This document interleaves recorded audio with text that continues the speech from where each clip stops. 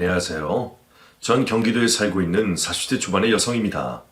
전 요즘 오랫동안 잊고 있었던 행복을 되찾아가며 살아가고 있어요.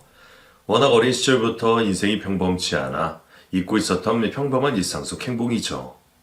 여러 일을 경험하게 되면서 우리의 행복은 절대 멀리 있지 않다는 걸 느끼게 됩니다. 가족과 대화를 나눌 때, 식사를 할 때, 아무 말 없이 같이 있을 때 등등 아주 일상적인 순간들이 가장 행복할 수 있다는 걸 최근 들어서는 더 뼈저리게 느끼게 되는 것 같아요. 어쩌면 누구나 다 아는 이 이야기를 제가 뼈저리게 느꼈다는 말까지 사용하면서 일하게 되었는지 궁금해 하시는 분들이 많으실 텐데 오늘의 이야기가 그 경험에 대한 이야기입니다. 그럼 저에게 지금까지 어떠한 일들이 있었는지 이야기해 보도록 하죠. 어린 시절 저희 집 형편은 가난했습니다. 하지만 다른 친구들 부럽지 않게 행복했어요. 부모님께서는 항상 웃음이 끊이지 않으셨고 그러한 부모님 밑에서 자라고 있었던 저는 집안의 경제력과 상관없이 아주 행복한 유년 시절을 보내고 있었죠.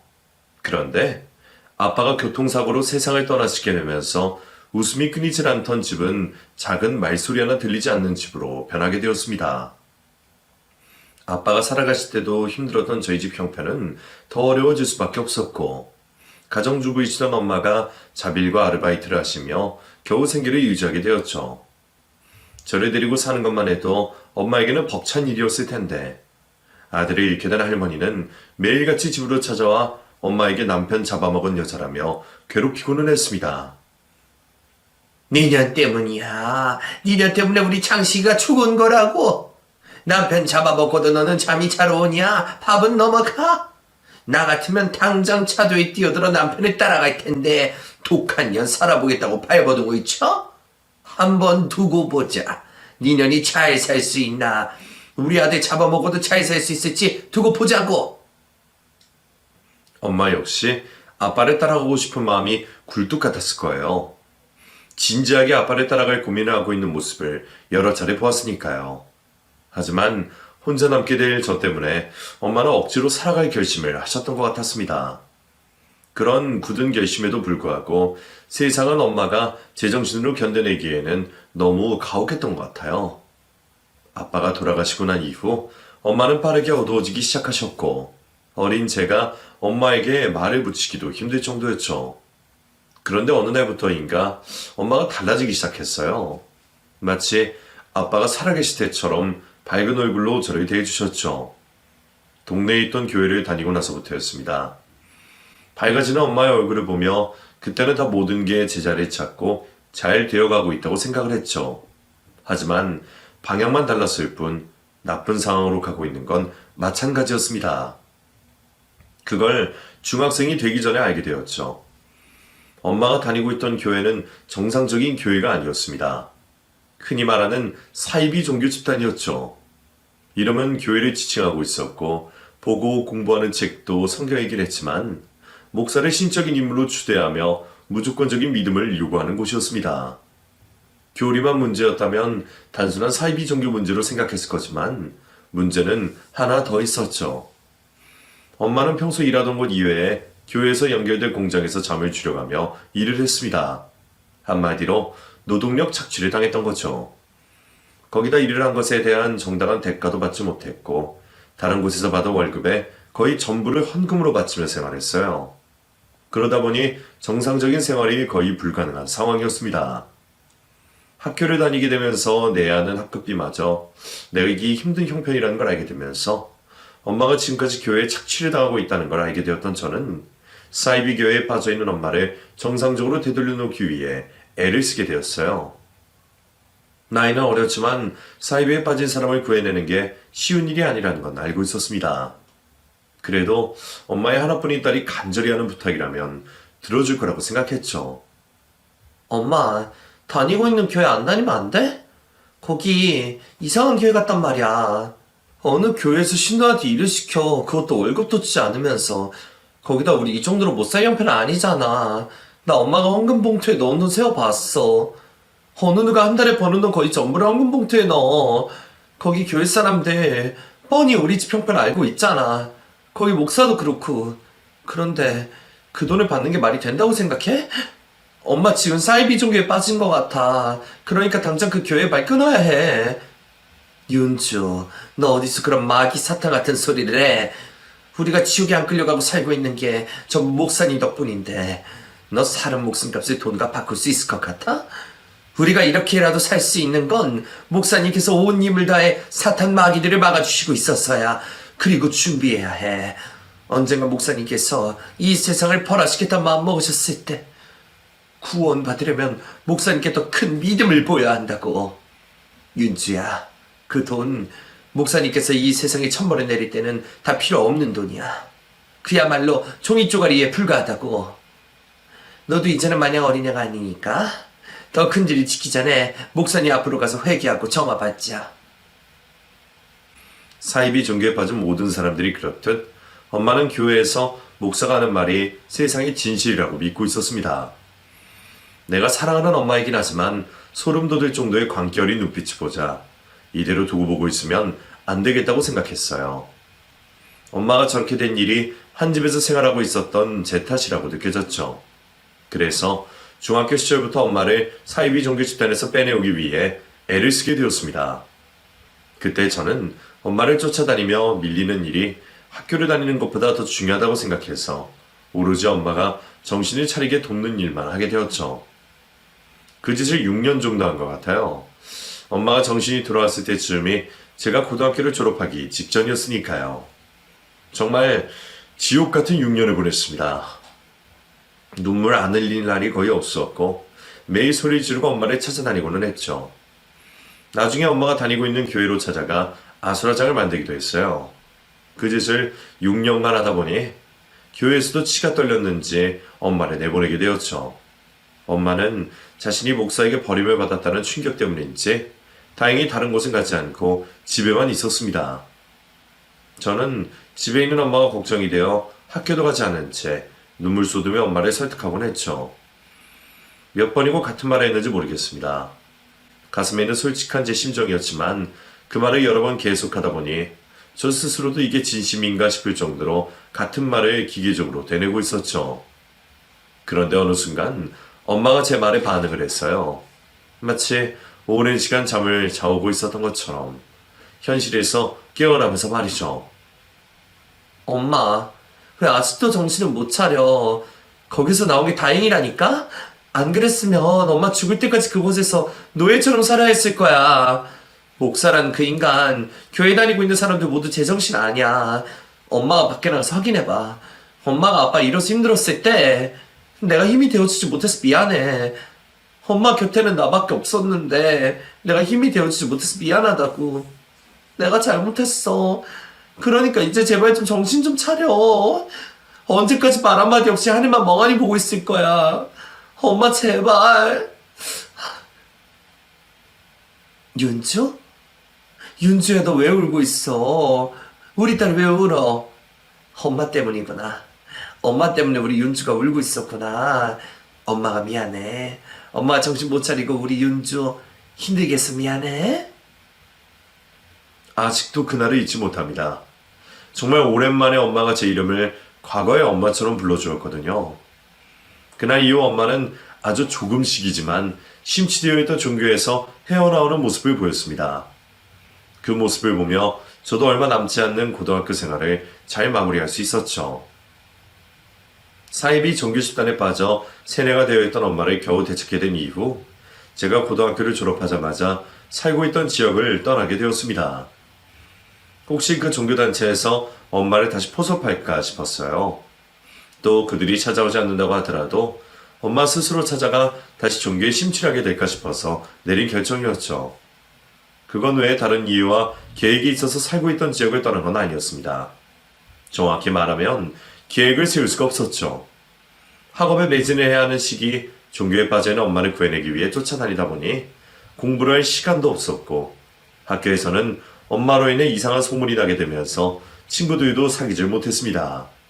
그래서 고등학교 졸업 이후 제 성적으로는 대학을 진학할 수도 없었고 앞날을 같이 고민하고 상의해줄 친구도 없었기에 무작정 종교단체를 피할 수 있고 일자리가 많은 곳으로 올라갔던 것이에요. 그렇게 새로운 보금자리를 잡았어도 힘든 상황은 여전히 이어졌습니다. 엄마는 아직 완전히 회복이 되었던 상황이 아니었기 때문에 저 혼자서 아름아름 찾아낸 2단 치료센터에서 치료받게 했고, 엄마를 대신해 가장이 되었던 저는 이를 가리지 않고 최대한 시급이 센 곳에서 일을 시작하게 되었어요. 종교단체로 인해 여러 번 이사를 해야 할지도 모르니 벌어놓을 수 있을 때 최대한 돈을 많이 벌어놔야 한다고 생각했죠. 나중에 엄마에게 제대로 된 정신과 치료를 받게 하려면 돈이 많이 필요할 것 같았습니다.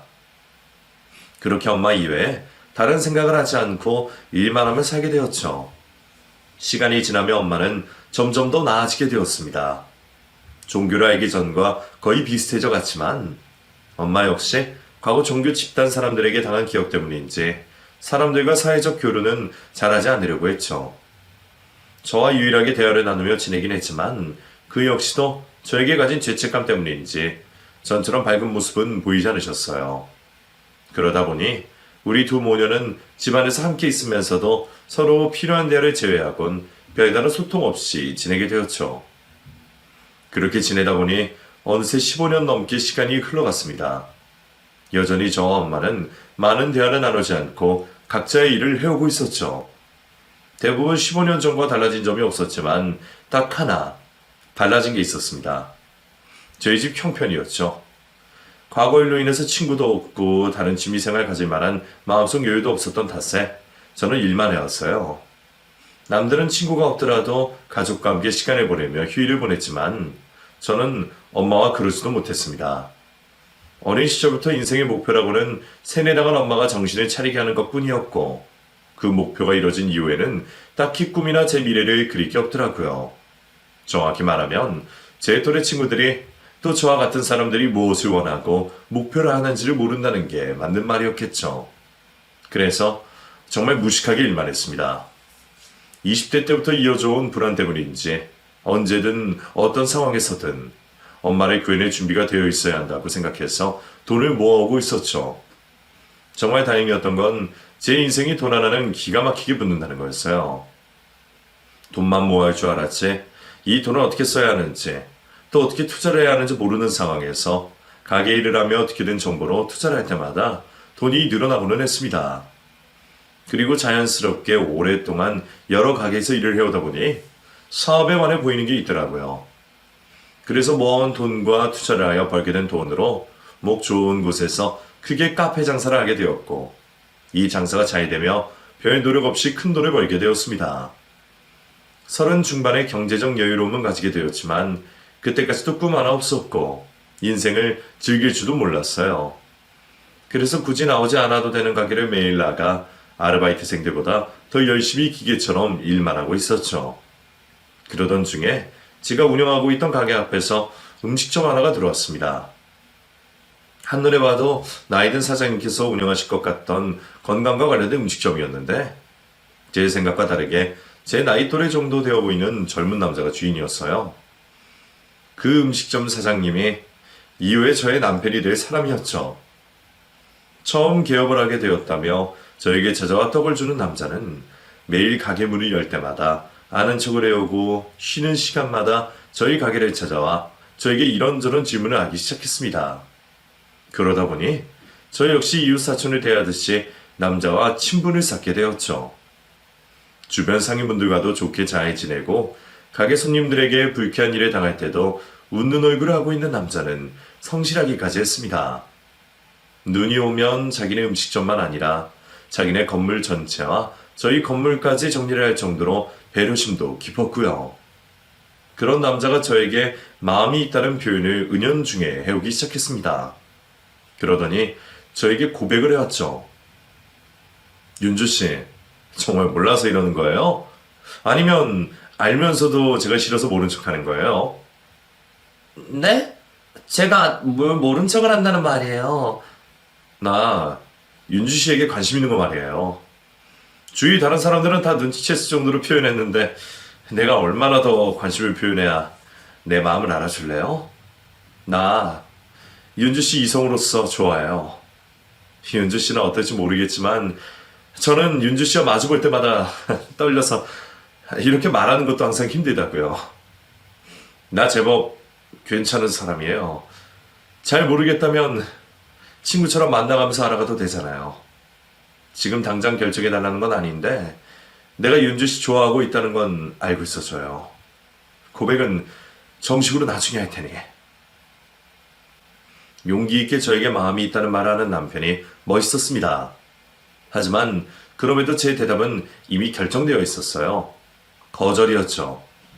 여러 이유가 있었지만 가장 큰 이유는 오랜 시간 동안 다른 사람과 감정의 교류를 나눠본 적이 없다는 거였습니다. 가게 일을 하면 이모들과 친하게 지내고 내 가게를 시작하고 나서는 아르바이트생들과 일상을 이야기할 정도로 20대 시절에 비하면 사람들과 의사소통을 잘해오고 있었지만 그건 내 감정의 테두리밖에 사람들이었어요. 내 속마음을 나누는 사람은 한 명도 없었죠. 그 당시에는 엄마와도 서로에 대한 감정을 이야기하지 않았을 때였으니까요. 그래서 두려웠습니다. 누군가와 연애를 한다는 게, 또 내 감정을 누군가에게 솔직하게 표현해야 한다는 게 말이죠. 그래서 얼마 뒤 남편이 해오는 고백을 거절하게 되었습니다. 그런데 남편은 지속적으로 저에게 자신의 마음을 받아달라며 애정 표현을 해왔어요. 그런 모습이 지속되다 보니 주변에 있던 상임분들께서 다들 한마디씩 거들기 시작했죠. 사장님, 이제 저 총각 마음 좀 받아줘요. 총각 엄청 성실하고 열심히 살 텐데. 내가 살아봐서 아는데 저런 사람이 여자 고집시키질 않는다니까. 응? 둘이 나이도 비슷해 보이고 잘 어울리던데. 그러게, 여기 찻집 사장님이 말할 정도면 진짜 괜찮은 사람인 것 같은데. 나야 부동산 계약할 때밖에 못 봐서 성격은 잘은 모르지만 저 청년 대단하기는 해. 사실 이건 나밖에 모르는 비밀인데 음식적한다고 계약할 때 보니까 여기 건물주분 아들이었다니까. 그러면 임대료 없이 들어오거나 척해받아도 되잖아. 그런데 두 사람 모두 다 자기들이 그런 식으로 계약서 작성하면 여기 건물에서 장사하는 분들은 뭐가 되냐고 말하면서 10원 한 장 서로 봐주는 게 없었다니까. 인테리어비도 싹 했고 나갈 때 원상복구 조약도 그대로야. 요즘 세상에 저런 부모나 자식이 흔치 않지. 특히 남편과 같은 건물 내에 있는 상인분들이 적극적으로 남편을 추천했습니다. 다들 요즘 보기 힘든 성품의 남자라며 입을 모아 칭찬을 했죠. 지속적으로 저에 대한 마음을 표현하고 주변에서도 성품이 좋은 사람 같다고 하니 내가 너무 방어적으로 남편을 대하는 게 아닐까라는 생각이 들었습니다. 좋은 남자라고 한다면 다시는 저에게 오지 않는 기회일지도 몰랐어요. 그래서 다시금 해오는 남편의 고백을 받아들였죠. 그렇게 저의 첫 연애가 시작되게 되었습니다. 기대가 많으면 실망도 큰 법이라고 하는데 남편과 하게 된 연애는 실망이라고는 하나도 없던 연애였죠. 자상하고 배려심 깊은 남자는 이전까지 느껴보지 못한 행복을 저에게 안겨주었습니다. 거기다 만나기 전에도 착한 사람이라는 건 알고 있었지만 제 생각 이상으로 선한 사람이라는 것도 알게 되었죠. 남편은 교회를 다니며 매주 봉사활동을 다니고 있었어요. 정기적으로 방문하는 봉사활동뿐만 아니라 가게 시간이 날 때마다 근처 봉사활동을 다닌다고 했죠. 요양원과 보육원, 유기견 보호소까지 안 다니는 곳이 없다고 했습니다. 남편은 자신의 선한 행동을 저와 같이 하고 싶었는지 같이 하자며 먼저 제안도 했었죠. 윤주, 너도 봉사활동 같이 해보지 않을래? 어려운 거 아니야. 가게 일보다도 쉽고 봉사활동하는 것마다 고맙다는 말 들으면서 하는 일이라 하면서도 힘이 솟는다니까. 나도? 미안. 나한테는 사정이 좀 있어서 그냥 하는 거란 모르겠는데 어떤 시기든 종교와 관련된 일에 좀 그렇네. 교회에서 한다고 해서 전도시키고 강제로 기도시키고 그러진 않아. 그냥 교회 이름으로서 가는 것 뿐이지. 사실 내가 어린 시절에 겪은 일이 있었거든. 그래서 아무리 좋은 곳이라고 해도 종교라고 하면 모든 연관되기가 싫어서 미안해. 그렇다고 윤석 씨 교회 다니는 걸 부정적으로 보는 게 아니야. 나랑 엄마에게만 해당되는 일이거든. 결국 말을 하다 보니 어린 시절 엄마와 있었던 일들을 말하게 되었습니다. 오랜만에 그 이야기를 스스로 하다 보니 감정이 북받쳐 올라 눈물까지 흘리게 되었죠.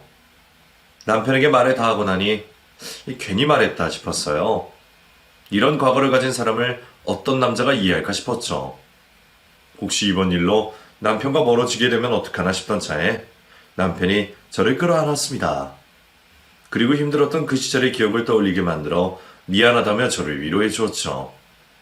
그런 남편의 모습을 보며 더 믿음이 가게 되었고 우리는 행복한 연애를 이어가게 되었습니다. 그렇게 남편과 연애를 하게 된 지 1년 정도가 되었을 때였어요. 남자친구가 결혼에 대해서 저에게 물어보았죠. 솔직히 남편에게는 미안했지만 저 스스로는 결혼에 대해 생각이 없었습니다. 어린 시절부터 평범한 인생을 살아오지 못했으니 제 과거를 알고도 완전히 이해해줄 남자를 만나지 못할 거라고 생각했죠. 설령 그런 남자가 나타나더라도 결혼 허락을 받는 과정에서 받게 될 남자친구의 부모님의 모진 소리를 견뎌낼 자신이 없었어요. 그 생각은 남편을 만나고 나서도 마찬가지였죠.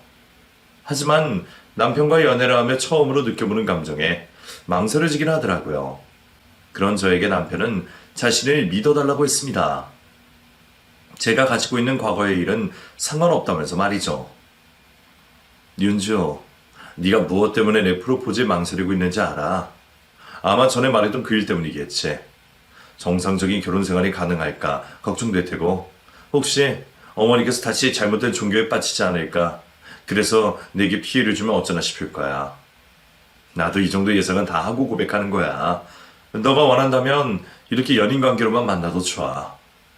그런데 나를 위해서 조금만 용기를 내주면 안 되겠어? 너는 용기만 내면 돼. 너가 하는 걱정은 내가 다 알아서 해결할 테니. 너에게 믿을 수 있는 남편이 될게. 어머님에게는 믿고 의지할 수 있는 자식 같은 사이가 될 거고. 과거의 악몽, 기억도 나지 않을 정도로 행복하게 해줄 테니 나와 결혼해주지 않을래? 과연 제가 남자친구 입장이라면 결혼해달라고 말을 할 수 있을까 싶었습니다. 저의 과거도 상관없고 앞으로 무슨 일이 벌어지든 자신만 믿어달라는 남편의 말을 듣고 감동을 하게 되었던 저는 남편의 고백을 받아줬죠. 남편을 믿고 결혼 약속을 하게 되었지만 시부모님께 인사를 드리러 갈 때는 걱정이 한아름이었습니다. 두 분께서 과거 이야기를 물어보시면 뭐라고 대답을 해야 할지, 물어보시지 않는다면 이대로 영영 숨기고 살아야 하는 것인지 고민이 되었죠. 고민을 하고 있는 저에게 남편은 손을 잡아주며 걱정하지 말라 했어요. 자기가 다 해결해 주겠다고 했죠. 남편 하는 말에 믿음이 갔습니다. 그 믿음 하나만 보고 시부모님을 뵙게 되었죠. 그런데 이미 시부모님께서는 저의 과거와 엄마에게 있었던 일을 자세히는 아니지만 알고 계셨어요. 남편에게서 먼저 이야기를 듣게 되었다고 말씀하셨죠. 두 분께서는 저를 안아주시며 지난날 고생을 해온 것에 대해 마음 아파하셨습니다. 두 분이 저에게 보이시는 뜻밖의 모습을 보며 놀랄 수밖에 없었죠. 저에게는 그 모습이 그 어떤 모습보다 더 열렬한 환대나 다름없었으니까요. 남편보다 더 다정하시고 착한 성품을 가진 시부모님께서는 인사를 드리러 온 그날 당장 저를 며느리라고 부르시며 저를 한가족 식구로 맞이해 주셨습니다. 그리고 남편을 만난 엄마도 배려심 깊고 착한 남편을 보며 저와의 결혼을 허락해 주셨죠. 제가 예상해왔던 결혼 준비 과정과 달리 너무나도 순조로운 모습에 놀랄 수밖에 없었습니다. 이 모든 게 다 좋은 남편을 만난 덕분이라고 생각하게 되었죠.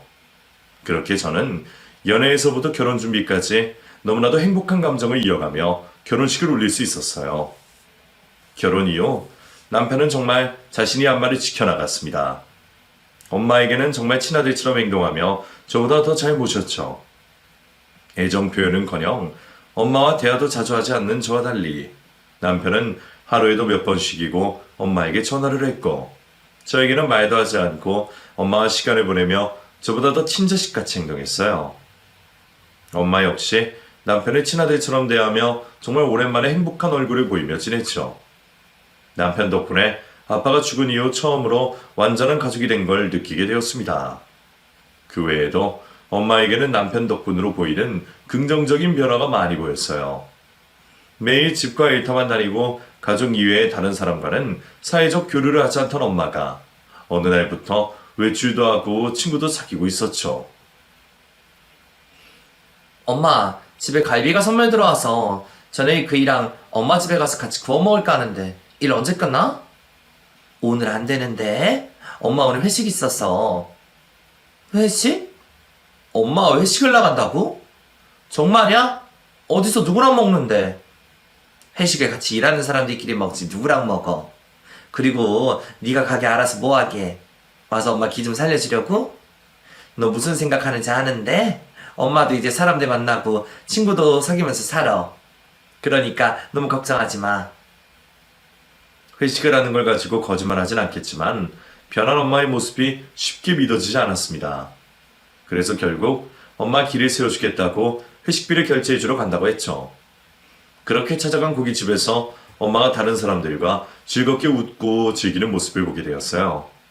그 모습을 보자 엄마가 정상으로 돌아온 것 같아 눈물이 터져 나왔죠. 엄마에게 들킬까 차 안으로 가서 얼마나 울었는지 몰라요. 물론 기뻐서 흘린 눈물이었지만요. 엄마에게도 고마웠지만 누구보다 남편에게 고마웠습니다. 우리 집의 모든 변화가 다 남편 덕분이라고 생각했으니까요. 그래서 저 역시 남편에게 도움이 될 수 있다면 최선을 다해 돕게 되었고 항상 적자를 보고 있는 남편의 가게를 도와주며 행복한 결혼 생활을 이어가게 되었죠. 그러다 결혼 후 세 번째 명절을 맞는 날이었습니다. 시부모님께서는 명절마다 해외나 국내 여행지로 휴가를 가셔서 저희는 엄마와 같이 시간을 보내고는 했죠. 그날 역시 이틀 동안 엄마와 같이 명절을 보내고 있던 중이었어요. 따로 차례를 지내진 않았지만 가족들끼리 맛있게 먹을 요리도 하고 수다도 떨며 알코올도 조금씩 들어가니 생각보다 더 일찍이 가족들 모두가 잠자리에 들게 되었죠. 그렇게 잠을 자고 있던 도중 몸부림을 치다 침대에 남편이 없다는 걸 알게 되었습니다. 살짝 잠에서 깨어났고 화장실에 가고 싶어졌어요. 방에서 나와 화장실 가려고 하는데 엄마 방 쪽에서 사람 말소리가 들려왔습니다. TV 소리라고 생각해서 가려던 화장실에 들어가는 순간 엄마 방에서 들리는 소리가 남편의 목소리라는 걸 알게 되었죠. 무슨 이야기를 하길래 잠을 자다 말고 일어나서 대화를 하나 싶어 방문에 귀를 대고 두 사람의 대화를 엿게 되었어요. 그러니까 나는 자네 말대로 하면 되는 거지? 네, 제가 다 알아서 할게요. 윤주 제가 끝까지 책임질 테니 걱정하지 마세요. 가장 중요한 건 윤주가 저희들 계획을 먼저 알아차리면 안 되는 거니까. 장모님, 오늘 한 이야기 우리 둘만의 비밀입니다. 아시겠죠? 무슨 말인가 싶었어요. 아무리 생각해도 저 모르게 두 사람이 이럴 꾸밀 게 없었으니까요. 좀 더 귀를 기울여 두 사람의 대화를 자세히 엿들으려고 하는데 방 안에서 남편과 말고도 낯선 이의 목소리가 또 들리더라고요. 도대체 이게 무슨 일인가 싶어서 방문을 아주 살짝 열어 안쪽을 들여다봤죠. 그러자 경악할 만한 장면이 눈앞에 펼쳐졌습니다. 엄마의 방 안에서 들리던 낯선 사람의 목소리는 TV에서 나오는 남성의 목소리였어요. 그런데 화면에서 나오고 있는 남자의 모습이 제가 가장 우려하던 모습이었죠. 십자가 있는 배경에 하얀 옷을 입고 열정적으로 목소리를 높여 설교를 하고 있었습니다. 옷만 봐도 알 수 있었어요. 사이비 종교와 관련된 사람이란 걸요. 거기다 엄마와 남편 앞자리에는 성경책과 함께 이상한 책자들이 있었어요. 과거 일로 인해 우리 집에서는 절대로 볼 수 없었던 종교에 관련된 책을 보게 되자 불길한 예감이 스쳤습니다.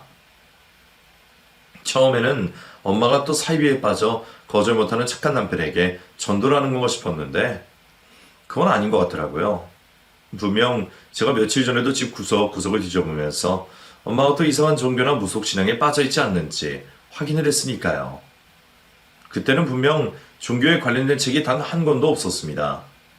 두 사람을 하는 말을 들어보니 남편도 의심을 안 할 수가 없었어요. 우선은 두 사람에게 들킬까 싶어 놀란 마음을 겨우 붙잡아가며 조용히 침대 안으로 들어갔습니다. 그리고 밤새 잠자리를 뒤척이며 앞으로 어떻게 해야 할지 제가 무엇을 놓쳤던 건지 되뇌게 되었죠.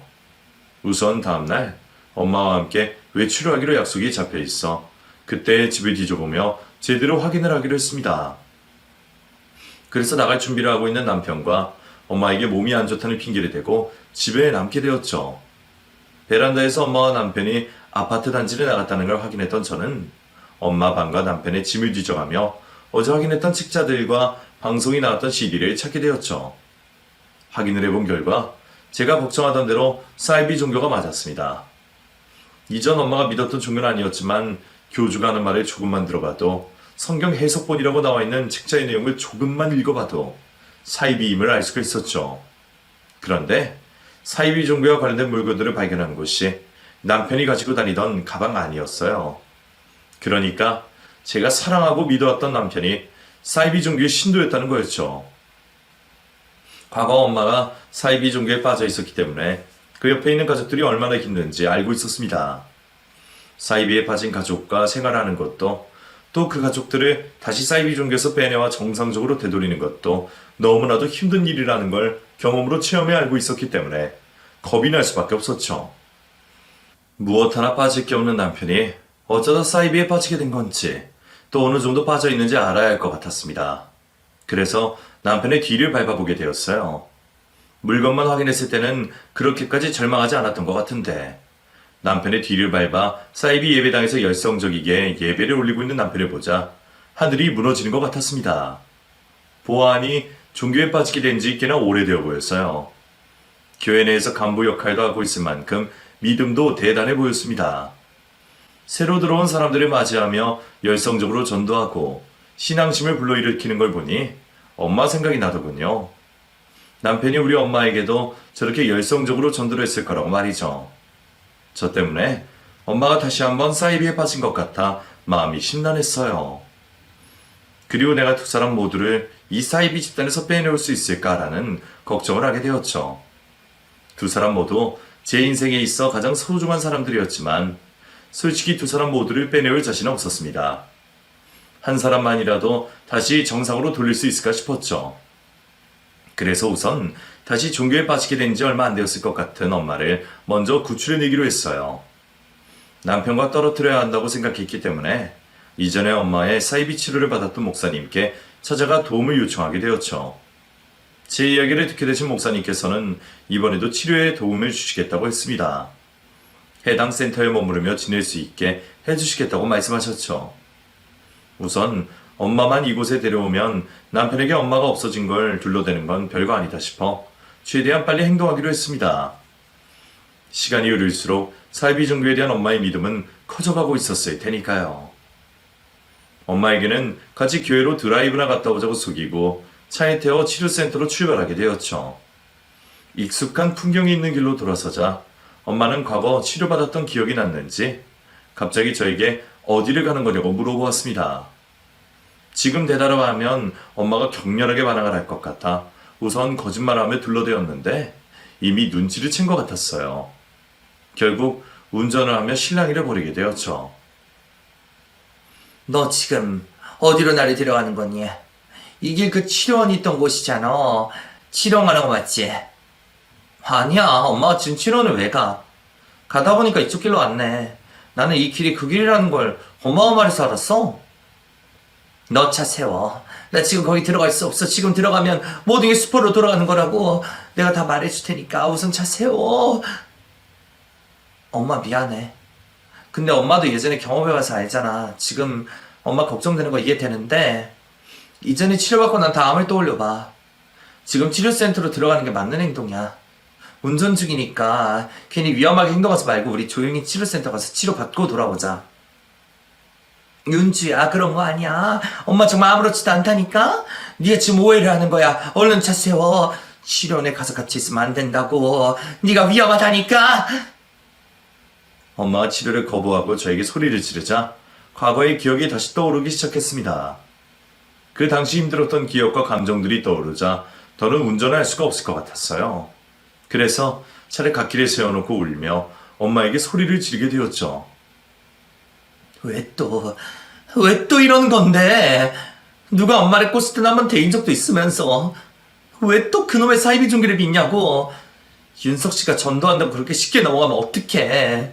엄마가 윤석 씨한테 정신 차리려 하고 나한테 말해서 치료를 받게 해야지. 왜 또 나한테 이런 일 겪게 하냐고. 내가 엄마 때문에 얼마나 힘든 시절을 보냈는지 알아? 나 엄마 때문에 그 시절에 좋은 기억 하나도 없어. 그런데 엄마 탓 안 하고 살잖아. 그러면 엄마도 내 생각 좀 해줘야지. 왜 항상 엄마 편인 내가 있는데 그런 말도 안 되는 것들 믿고 있냐고 왜? 울며 엄마에게 서운한 마음을 화려내며 풀어내고 있었습니다. 그런데 그때 엄마가 놀라운 말을 시작했어요. 너, 네 남편이 사이비 씨인 거 알고 있었어? 어디까지 알고 있는 거야? 언제부터 알고 있던 거고? 윤수야, 엄마 사이비 안 믿어. 네 남편에게 안 넘어갔다고. 엄마 제정신이야. 지금 치료를 안 간다는 거 사이비 종교 믿어서 안 간다는 게 아니라고. 엄마가 하는 말을 믿진 않았습니다. 당연히 지금 당장 이 상황을 피하고자 거짓말한다고 생각했죠. 하지만 다음 하나 엄마의 말로 인해 저는 엄마가 사이비 종교에 빠지지 않았다는 걸 알 수 있었어요. 엄마가 어떻게 너한테 또 그런 잘못을 저질러? 엄마가 가장 후회하는 일이 뭔지 아니? 내가 사이비 종교에 미쳐서 오랜 시간 동안 내 딸 힘들게 한 거야. 시간을 돌릴 수 있다면 그때로 돌아가서 그런 일 생기지 않게 어떻게든 나를 말리고 싶다고. 내 딸 마음고생하지 않게 다른 아이들과 마찬가지로 행복하게 살 수 있게 해주고 싶다고. 지금도 그 일이 정말 뼈저리게 후회가 되는데 어떻게 내 딸 눈에 피눈물 나게 하는 일을 또 하겠어. 엄마 제정신이야. 사이비 종교에 빠진 게 아니라고 윤주야. 엄마의 진실된 말과 눈빛을 보자 이전 사이비 종교에 빠졌을 때와 다르다는 걸 알 수 있었습니다. 그렇다면 왜 엄마는 남편에 따라 사이비 종교를 믿는 척하고 있는지 궁금해졌죠. 엄마, 그러면 이번 추석에 윤석 씨랑 나 자는 사이에 했던 말은 뭐야? 왜 믿지도 않으면서 남편 따라 사이비 믿는 척을 하는 건데? 네 남편이 너한테 일부러 접근했다는 걸 알게 됐어. 너도 옆에서 봐서 알겠지만 윤서이가 날 챙긴다고 집에 얼마나 자주 찾아오니. 그때는 나도 윤서이가 날 장모님이 아니라 엄마처럼 여기서 챙겨주는 거라 생각했어. 그런데 은근슬쩍 내가 사이비에 미쳤던 시기를 물어보더라고. 그러더니 점점 이야기가 이상한 곳으로 빠져. 그런 가짜들 때문에 진짜로 신앙생활하는 사람들이 힘들다고 했던가? 그러면서 내게 사람도 사귀고 봉사활동도 하면서 과거에 있었던 죄책감이나 후회를 다뤄보자고 하더라고. 그런데 내가 싫다고 했어. 과거에 내 전적이 있어서 이제는 어떤 종교도 믿지 않을 거라고. 그러다가 윤주가 네가 걱정할 게 뻔하니까. 그랬더니 그러면 종교는 믿지 않고 봉사활동만 하자고 하더라. 여러 번 그런 말을 하니까 또 좋은 일이라고 생각되니까 따라 나서게 되었지. 처음에는 좋았어. 윤석이가 말했던 것처럼 내가 저지른 죄값을 갚는 느낌도 나고. 그런데 언젠가부터 윤석이도 그렇고 같이 봉사활동하는 사람들도 그렇고 종교에 대해서 은근히 이야기를 하는 거야. 정신 똑바로 차리지 않으면 또 빠질 것 같더라고. 그래서 거리를 두려고 하는데 윤석이 입장에서는 내가 종교에 빠졌다고 생각했는지 본격적으로 전도를 하려고 하더라. 그 전도하는 내용을 들어보니까 수상해. 혹시 네 남편이 사이비에 빠졌다고 하면 네 마음이 어떨까 싶어서 확인하려고 교회를 따라 나가봤지. 그런데 사이비가 맞더라. 그걸 알게 되니까 눈앞이 깜깜한 거야. 나 때문에 자기 인생 반에 날려가면 그렇게 힘들게 살았는데 이번에는 사랑하는 남편이 사이비에 빠졌다니. 그래서 내가 너한테 알리지 않고 윤석이를 정신 차리게 하려고 했다. 그래서 일부러 쫓아다니게 되었어. 그런데 우연히 윤석이가 교회 장로라는 사람과 네 이야기라는 걸 듣게 된 거야. 그리고 너한테 일부러 접근한 것까지.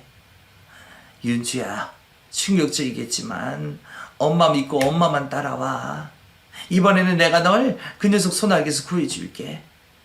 힘들게 살아온 내 딸 엄마가 구해줄 테니 아무 걱정하지 말어.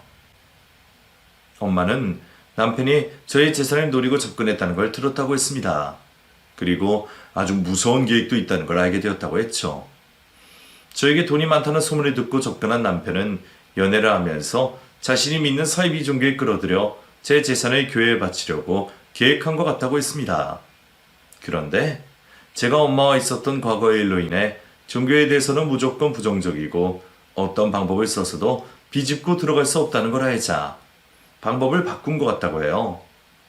결혼을 해서 저와 엄마의 신뢰를 얻은 다음 과거 사이비 종교에 빠진 적이 엄마를 깨어내요. 제가 정신적으로 이상이 있다고 세뇌를 시켜 저를 정신병원에 강제로 감금을 시키려고 했던 것이었죠.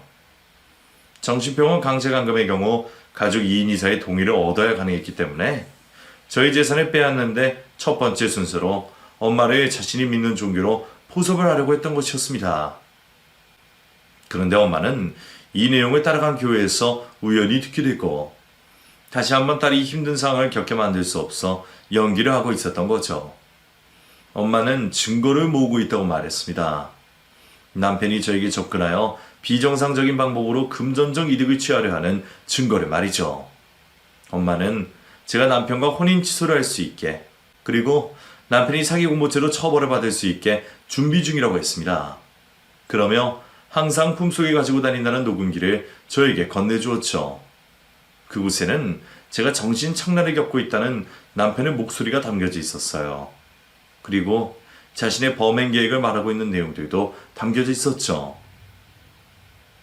엄만 필요하다면 나를 희생시켜서라도 그럼 처벌받을 수 있게 만들려고 한다. 그러니까 엄마 좀 믿어줘. 물론 내가 저지른 잘못 때문에 불안한 거 알아. 하지만 이제 2번 다시는 나 때문에 내 딸이 눈물 흘리게 만들지 않을 거다. 엄마 어떤 상황에서도 정신 꽉 잡고 있으니 엄마만 믿어다오. 엄마만 위험에 빠뜨릴 수 없었습니다. 남편과 한 집에서 생활하고 있었던 사람은 저였기에 제가 더 많은 증거를 모을 수 있을 거라고 생각했죠. 곧바로 제가 외출할 때마다 집 구석구석에 카메라와 녹음기를 켜놓고 남편의 입에서 나오는 증거들을 모으게 되었죠. 그러다 보니 엄청난 사실들을 알 수가 있었습니다. 정말 세세하게 개혁되어 있던 사기라는 걸 말이죠. 우선 제가 보았던 남편의 부모님들 모두 가짜였습니다. 두 사람 모두 남편이 다니고 있는 사이비 종교 집단과 관련된 사람들이었죠. 진짜 부모님들은 남편이 사이비에 빠지고 헤어나오지 못하자 연을 끊게 된 지 오래되었다고 했어요. 그래서 이어지는 거짓말이 바로 밝혀졌죠. 남편의 아버님이 소유하고 계시다는 그 건물. 그 건물의 소유주는 사실 남편이 믿는 종교단체였어요. 그리고 그 가게 안에서 가게를 하고 있는 사람들 대부분이 그 종교의 신도들이었죠.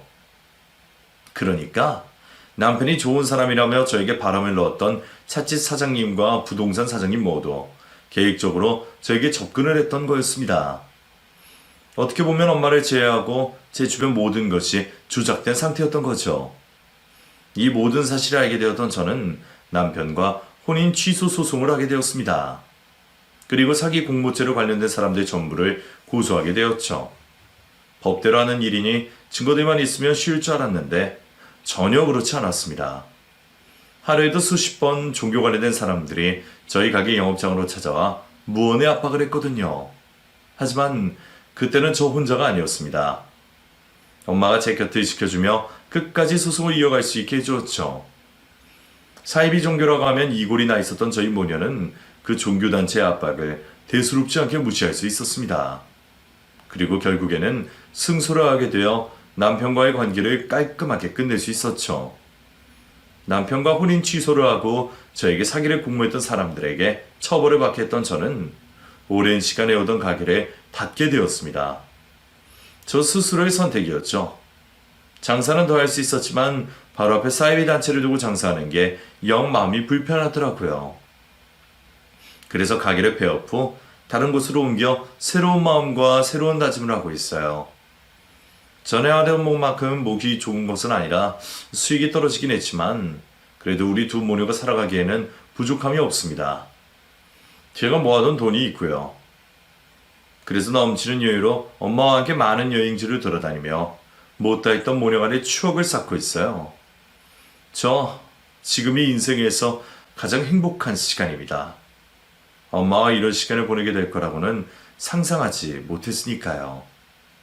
너무 늦게 찾은 행복에 아쉬워하지 않고 앞으로 쌓게 될 엄마와의 행복한 추억만 생각하며 미래를 그려나가려고 합니다.